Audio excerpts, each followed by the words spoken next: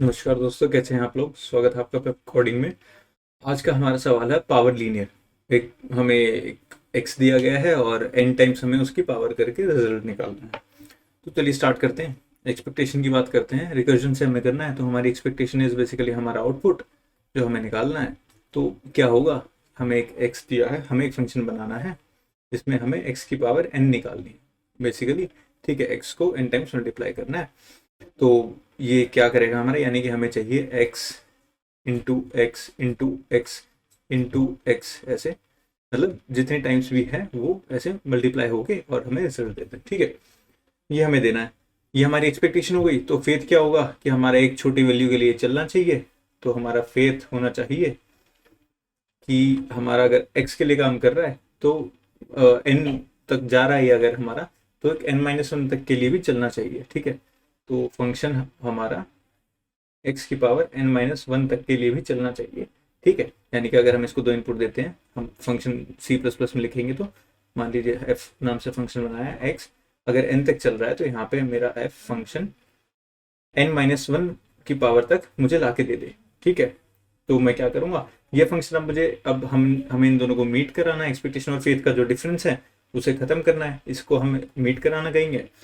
अब वो डिफरेंस खत्म कैसे होगा यार, कि ये मुझे x को n minus one times multiply करके दे रहा है, मुझे n टाइम्स चाहिए, यानी कि मुझे एक बारी और मल्टीप्लाई कर दूंगा मुझे। तो मैं यहाँ से इस फंक्शन को अगर मैं कॉल करता हूँ, अगर मैं फंक्शन को x और n माइनस वन के लिए कॉल करता हूँ, उसमें एक x की कमी है, एक x मैं अपने पास से जोड़ दूंगा, तो ये मेरा आंसर हो जाएगा। चलिए इसे कोड करके देखते हैं।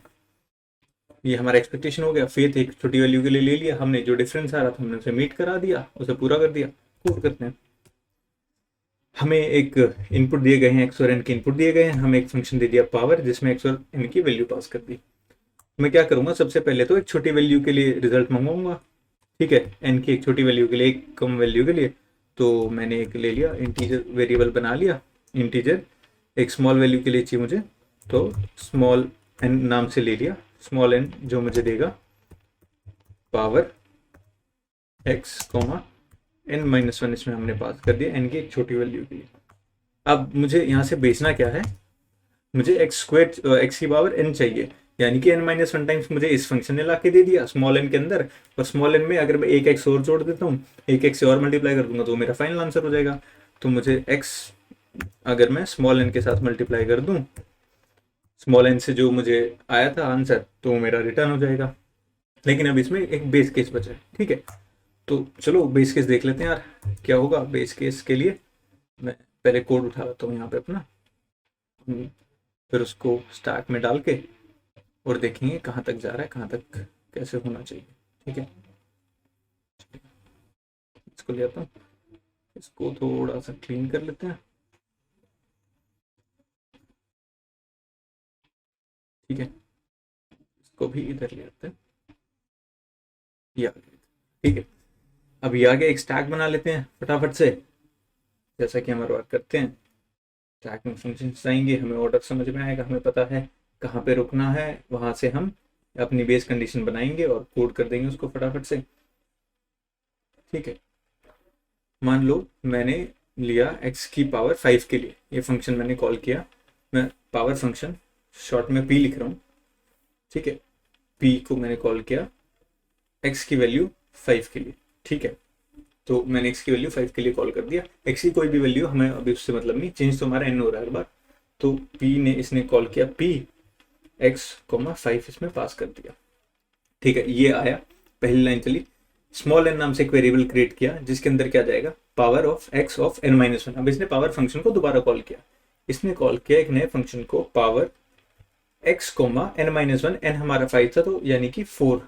ठीक है, और ये नेक्स्ट वाली लाइन अभी उसने एग्जीक्यूट नहीं की, क्योंकि अब ये इस फंक्शन के अंदर आ गया। अब ये power of x of n minus one इस फंक्शन के अंदर फंक्शनिंग स्टार्ट होगी। इस फंक्शन में हम एंटर हुए, पी ऑफ एक्स कोमा 4, इसमें ये पहली लाइन में आएगा। इसने एक वेरिएबल बनाया स्मॉल एन, उसमें डाली power of x n minus one. अब इसने एक नया फंक्शन कॉल कर दिया, इसने कॉल किया P of power of x comma, power को मैं पी से डिनोट कर रहा हूँ ताकि आसान रहे, कॉमा 3, 4 माइनस वन 3।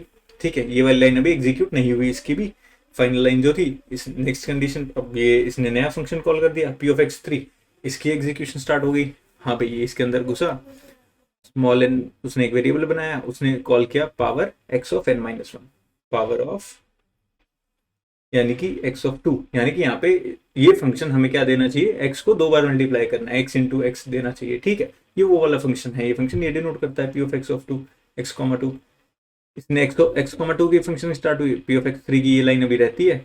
आए हम वापस से इस लाइन पे हमने एग्जीक्यूशन स्टार्ट की, स्मॉल एन एक वेरिएबल बनाया और पावर को कॉल कर दिया x comma n minus one के लिए, ठीक है भाई। फिर से कॉल कर दिया power x comma n minus one, n two था तो एक्स कॉमा वन के लिए कॉल हो गया, ठीक है।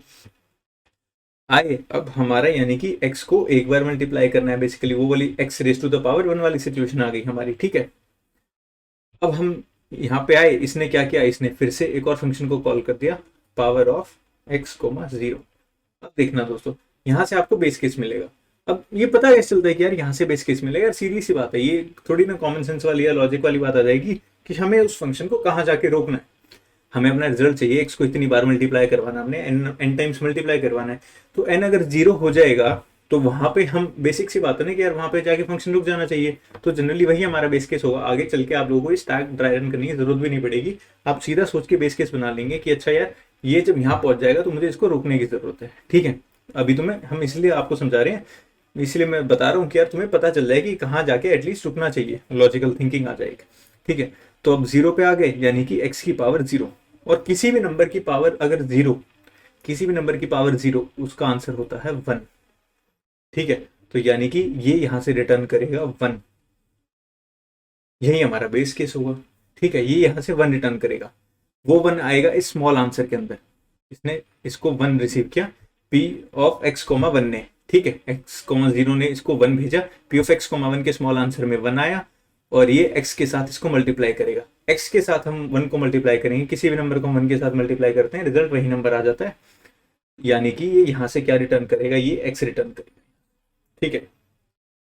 x रिटर्न किया, x कोमा टू के पास अब x जाएगा, यानी कि अब क्या हुआ, अब मेरा x कोमा टू जो था उसके पास x आया, मेरे x comma p of x comma one ने x रिटर्न किया जो कि x कोमा टू के स्मॉल आंसर में गया।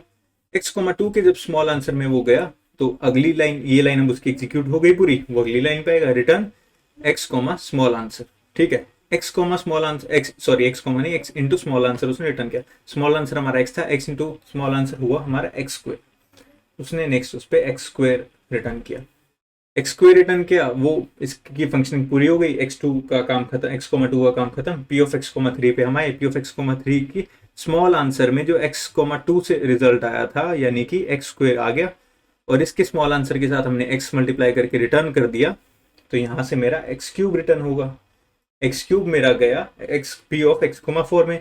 अब p of x comma four के स्मॉल आंसर में मुझे रिसीव होगा, क्योंकि p of x comma three ने मुझे x क्यूब भेजा है, तो उसके स्मॉल आंसर में ये रिसीव होगा, और मैं इस लाइन से रिटर्न करूंगा x इंटू स्मॉल आंसर, जो कि x फोर हो जाएगा, x की पावर फोर हो जाएगा। अब ये x की पावर फोर रिसीव हुआ मेरे p of power of x comma five में, power of x comma five में मेरा अगर ये रिसीव हो रहा है, यानी कि power of x comma five के स्मॉल आंसर में, स्मॉल n में मेरा रिसीव हुआ x फोर, जो कि मेरा x raise to the power four, x की पावर फोर, जो कि मेरा मुझे मिला था p power of x comma four से।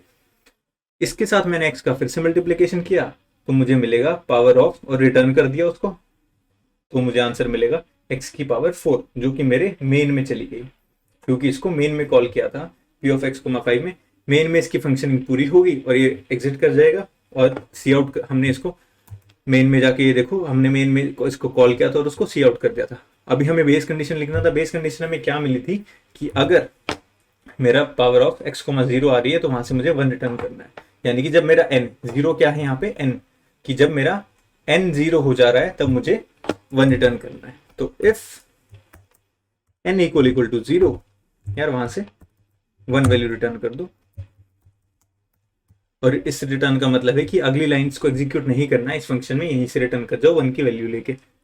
इसको यार चला के देखते हैं, एक्सेप्ट हो रहा है, सबमिट करेंगे, फाइनल सबमिट भी हो जाना चाहिए। और ये रिकर्जन का कंसेप्ट था पावर लीनियर का, आपको बेस केस बनाना, फेज बनाना आ गया है। एक्सपेक्टेशन जो आपका फाइनल आउटपुट है, उस फंक्शन की क्या एक्सपेक्टेशन है कि आप उस फंक्शन से क्या चाहते हैं, उसे एक छोटी वैल्यू के लिए आप उसका फेस ले लीजिए और वो आपका ये करेक्ट आंसर सबमिट हो गया, वो आपका फेस बन जाएगा। और उस फेस में और उस एक्सपेक्टेशन में जो डिफरेंस है, अब वो काम अपने फंक्शन में करवा के और नेक्स्ट फंक्शन को बाकी काम सौंप के फाइनल रिजल्ट दे दीजिए, आपका रिकर्जन का सवाल बन जाएगा। यार मैं उम्मीद करता हूँ आप लोगों को पसंद आया होगा, आपको रिकर्जन का कंसेप्ट समझ में आने लग गया होगा, बेस केसेस बनने लग गए होंगे। और ऐसा है तो यार वीडियो को लाइक कीजिएगा, कमेंट कीजिएगा, सब्सक्राइब कीजिएगा, दोस्तों के साथ शेयर कर देना यार, उनके भी ज्ञान चक्षु खुल जाएंगे थोड़े। और मज़े करो, पीस आउट।